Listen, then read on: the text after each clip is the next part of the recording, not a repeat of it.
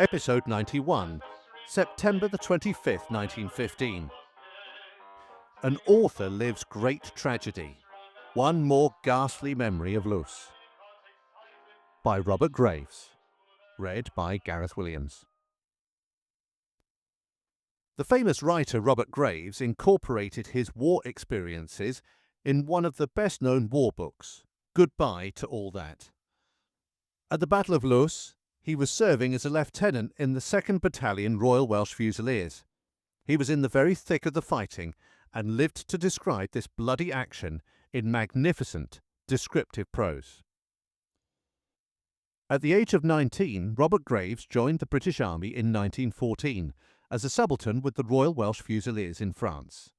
His brilliant writings after the conflict have placed him in the front rank of modern authors, his war books in particular being of outstanding merit.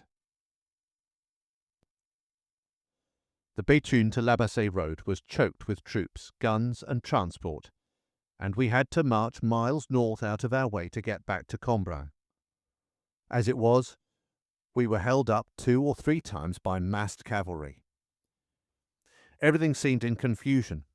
A casualty clearing station had been planted astride one of the principal crossroads and was already being shelled. When we reached Cambrai, we had marched about 20 miles in all that day. We were told then that the Middlesex would go over first, with us in support, and to their left the 2nd Argyll and Sutherland Highlanders, with the Cameronians in support. The junior officers complained loudly at our not being given the honour of leading the attack. We were the senior regiment, they protested, and entitled to the right of the line. We moved into trench sidings just in front of the village. There was about half a mile of communication trench between us and the trenches proper, known as Maison Rouge Alley. It was an hour or so past midnight. At 5:30, the gas was to be discharged. We were cold, tired, and sick, not at all in the mood for a battle. We tried to snatch an hour or 2 of sleep squatting in the trench. It had been raining for some time. Grey, watery dawn broke at last behind the German lines. The bombardment, which had been surprisingly slack all night, brisked up a little. "Why the devil don't they send them over quicker?" asked the actor, a fellow officer. "This isn't my idea of a bombardment. We're getting nothing opposite us. What little there is going into the Hohenzollern." "Shell shortage, expected it," answered Thomas, company commander. We were told afterwards that on the 23rd a German aeroplane had bombed the Army Reserve shell dump and sent it up. The bombardment on the 24th and on the day of the battle itself was nothing compared with that of the previous days. Thomas looked strained and ill. "It's time they were sending that damned accessory off. I wonder what's doing." Accessory was a code word for gas. What happened in the next few minutes is difficult for me now to sort out. It was more difficult still at the time.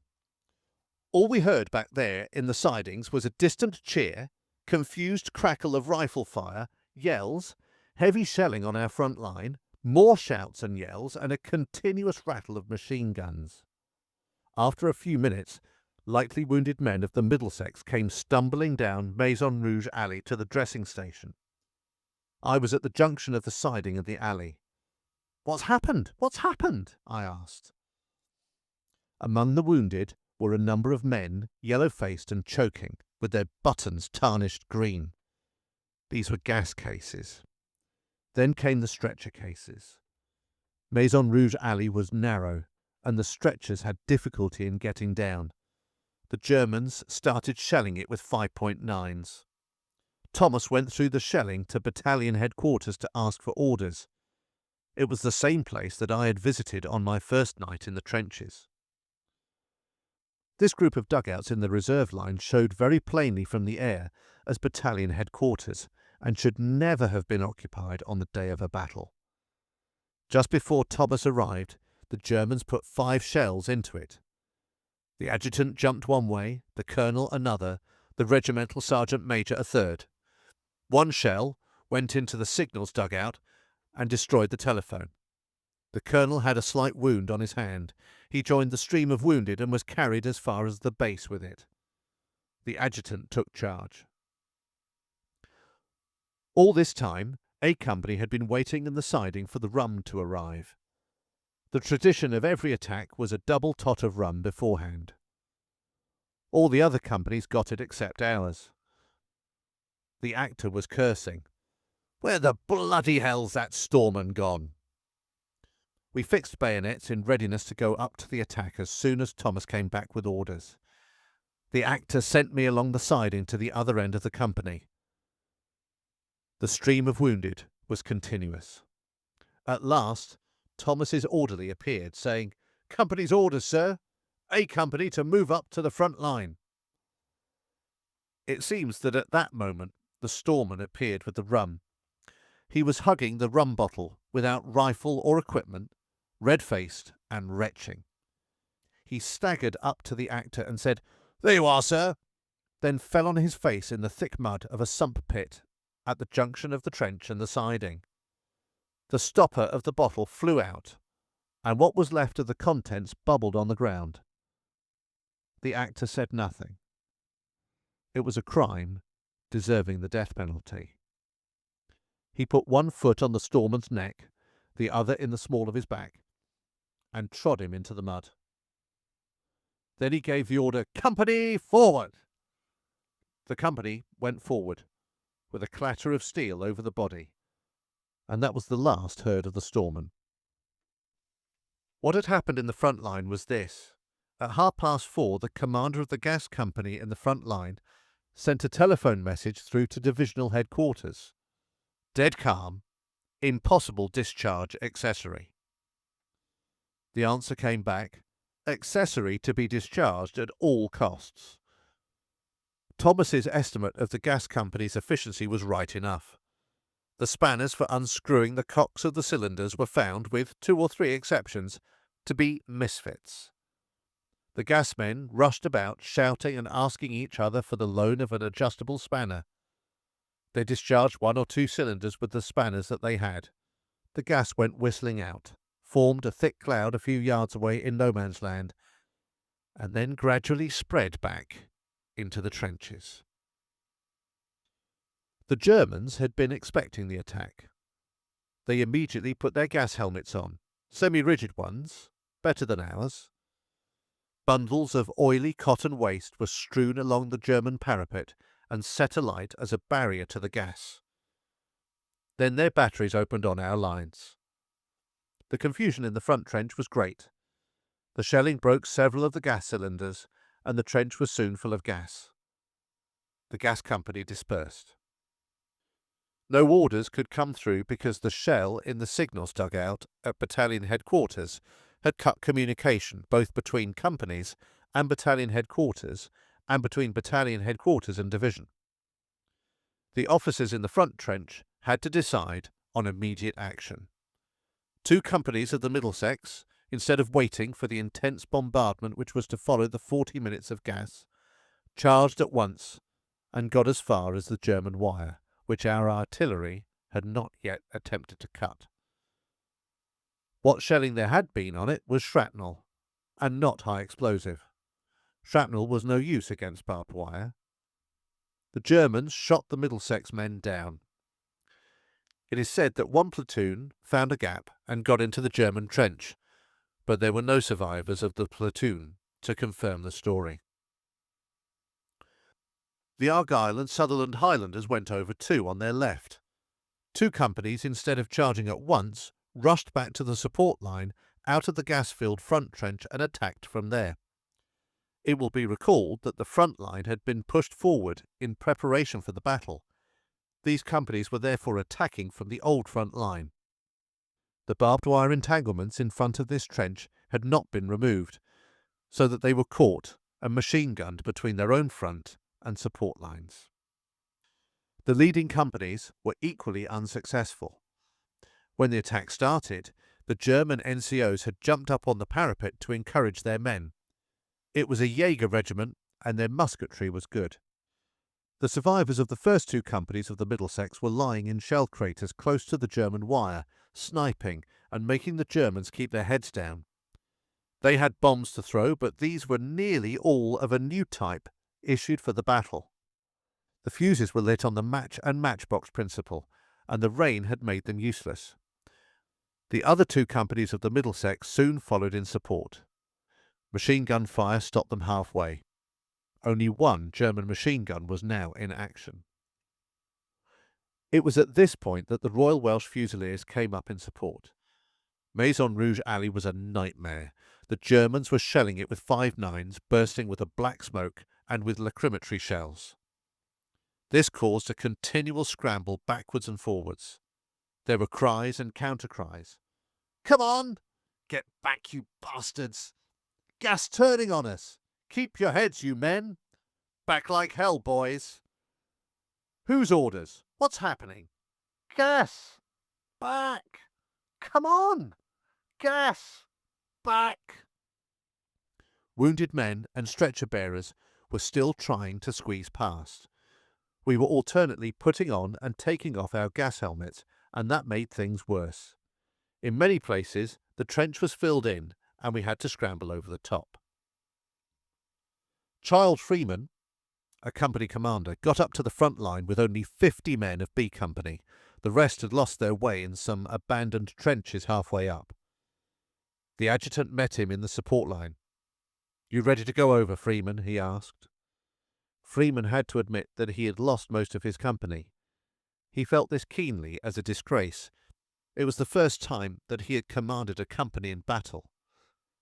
He decided to go over with his 50 men in support of the Middlesex. He blew his whistle, and the company charged. They were stopped by machine gun fire before they had passed our own entanglements.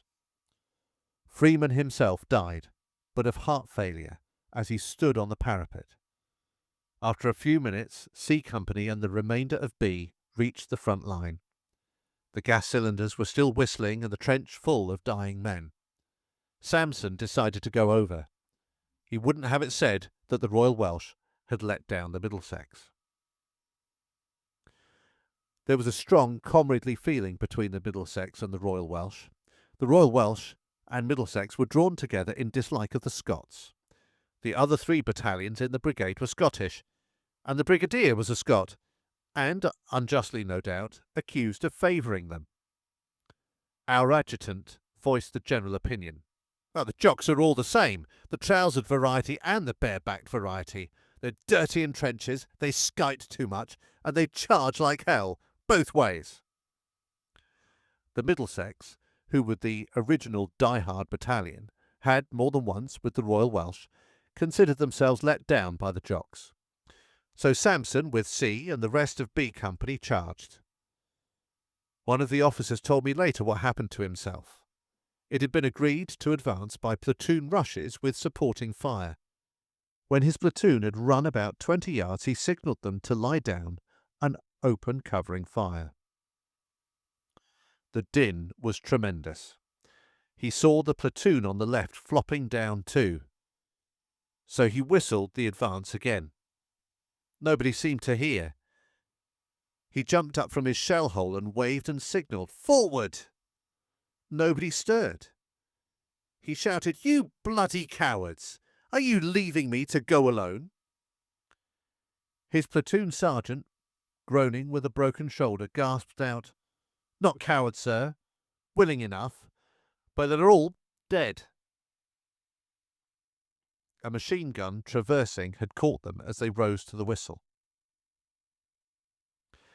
Our company, too, had become separated by the shelling. The Surrey man, an attached officer of the East Surreys, got a touch of gas and went coughing back. The actor said he was scrimshanking and didn't want the battle. This was unfair. The Surrey man looked properly sick. I do not know what happened to him, but I heard that the gas was not much, and that he managed, a few months later, to get back to his own regiment in France. I found myself with the actor in a narrow trench between the front and support lines. This trench had not been built wide enough for a stretcher to pass the bends.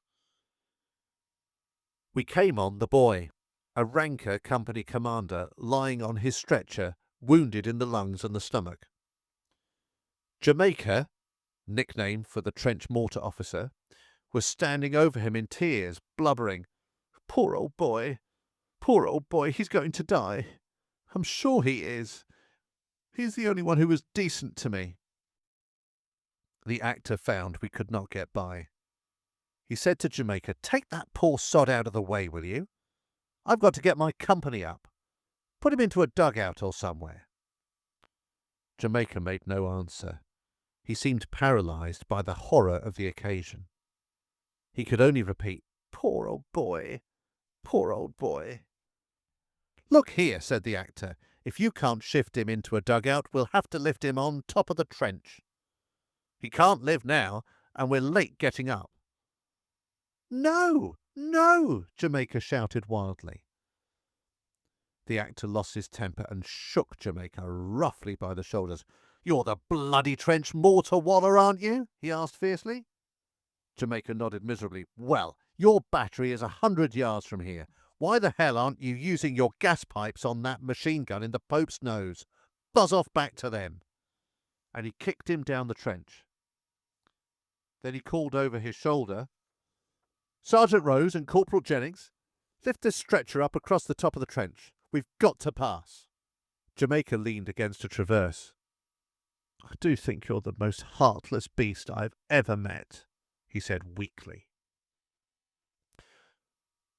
We went on up to the front line. It was full of dead and dying. The captain of the gas company, who had kept his head and had a special oxygen respirator, had by now turned off the gas. Vermoral sprayers had cleared out most of the gas, but we still had to wear our masks. We climbed up and crouched on the fire step, where the gas was not so thick. Then Thomas arrived with the remainder of A Company, and with D, we waited for the whistle to follow the other two companies over. Fortunately, at this moment the adjutant appeared. He told Thomas that he was now in command of the battalion, and he didn't care a damn about orders. He was going to cut his losses. He said he would not send A and D over until he got definite orders from brigade. He had sent a runner back because telephone communication was cut, and we must wait. Meanwhile, the intense bombardment that was to follow the 40 minutes discharge of gas began. It concentrated on the German front trench and wire. A good deal of it was short, and we had further casualties in our trenches. The survivors of the Middlesex and of our B and C companies in craters in no man's land suffered heavily. My mouth was dry, my eyes out of focus, and my legs quaking under me. I found a water bottle full of rum and drank about half a pint. It quieted me, and my head remained clear. Sampson, C Company commander, was lying wounded about 20 yards away from the front trench. Several attempts were made to get him in. He was very badly hit and groaning. 3 men were killed in these attempts, and 2 officers and 2 men wounded. Finally, his own orderly managed to crawl out to him. Sampson ordered him back, saying that he was riddled and not worth rescuing. He sent his apologies to the company for making such a noise. We waited for about a couple of hours for the order to charge. Sergeant Townsend was making feeble, bitter jokes about the good old British Army muddling through and how he thanked God we still had a navy. I shared the rest of the rum with him, and he cheered up a little. Finally, a runner came with a message that the attack was off for the present.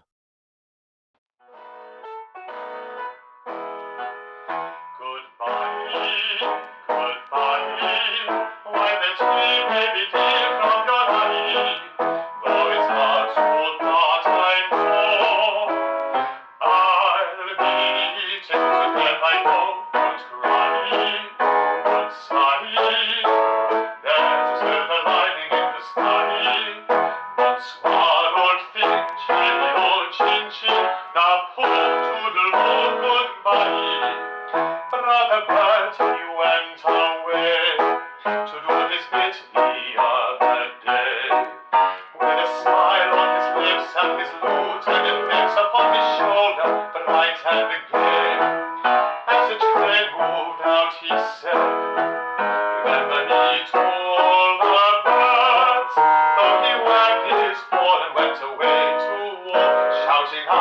pathetic words. Goodbye, when the tears may begin from your eye. Oh, it's hard to part, I know. I'll be tickled to death, I go.